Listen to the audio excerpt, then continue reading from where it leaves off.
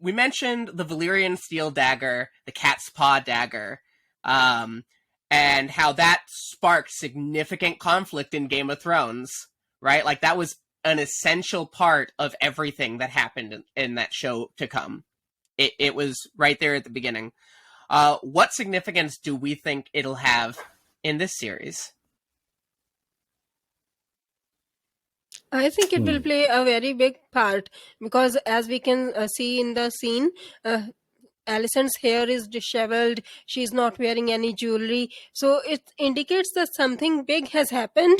And since she's holding the dagger, sorry. And since she is holding the dagger is involved in it. And she is running in a room full of people. She is the queen of Westeros. She is supposed to maintain her composure, but she is running in some. But something big has happened that made her lose her composure, and she is running in front of everyone. So it just judging by this fact, we can say that it will play a huge part, just like it did in Game of Thrones. Yeah. What do you think, Constance? Well, seeing as that dagger was such an essential part of how they won, essentially, against the Night's King and everything in the story, and how it was used to manipulate the story with the Starks and the Lannisters and take, moving everything, one of Littlefinger's little manipulations. I think this is an interesting way of showing that and how it came to play into the next series. I don't know if it's going to have a prominence in this. Obviously it does with the attention that's been paid to it, the multiple shots we've seen of it. I think it's kind of more like a lead-in and a connection to Game of Thrones. I don't know necessarily if this dagger is going to assassinate someone or come into play in a big way, but they wanted to definitely show the link of where it came from, because we know where it ends up, but we don't know where it came from. And so I think this is what they're going to try to do with that is establish how that dagger became such an essential part of the latter stories. Because if you look at it, it showed up a lot in the 8 seasons of Game of Thrones, right? It's like mentioned in books. It talks about dragonfire, dragonglass. It talks about where it came from, who used it. It has such a history, but we don't know anything about that history, and this is the time for it to show.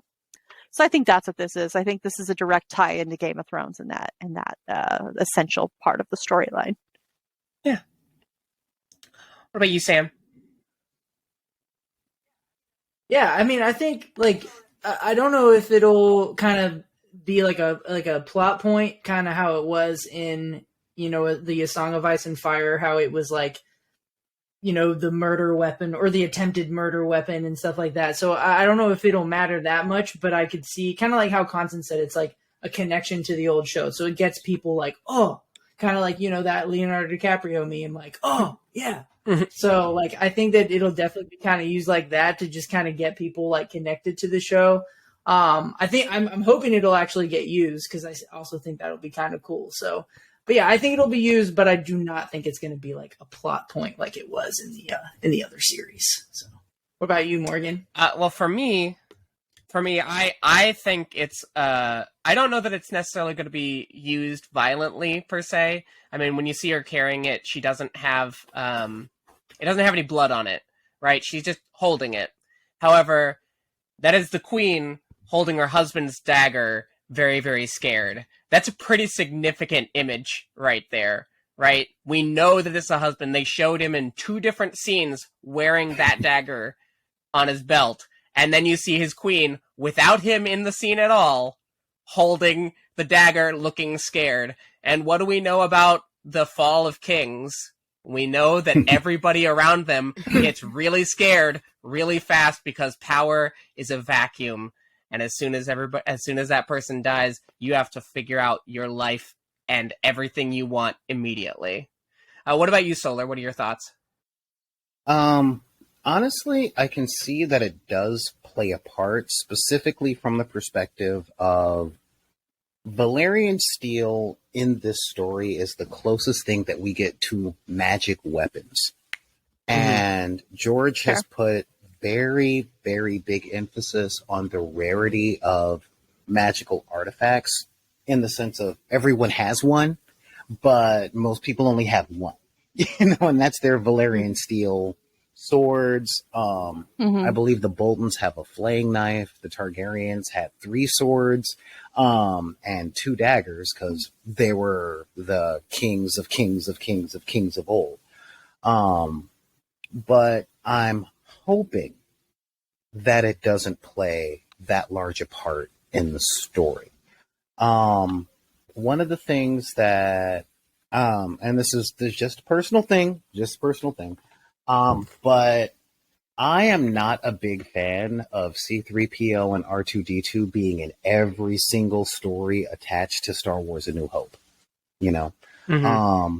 So I'll agree. when I see the dagger that was used to great effect, in my opinion, in the last show, it's like cool, but just a little bit of a member berry is enough. I don't want the argument of, well, really the dagger is the main character when it comes to the history of Westeros. You know what I mean? Are you saying Valyrian Yeah. weapons aren't the main characters? No, I don't. I'm not saying that I wouldn't have a problem with Valyrian weapons. I would have a problem with that one. Because we're in the time where Blackfire and Dark Sister are still there. So show me a little bit about them. I still think Game of Thrones is a story of ice and how it split and came back together. That could be it. So yeah, but like I said, I'm afraid that the dagger will take its place amongst the pantheon of main characters, and I hope that that's not the deal because there's so many other things in this thick world of lore. So a member berry or 2 in 1 or 2 episodes, I'm good.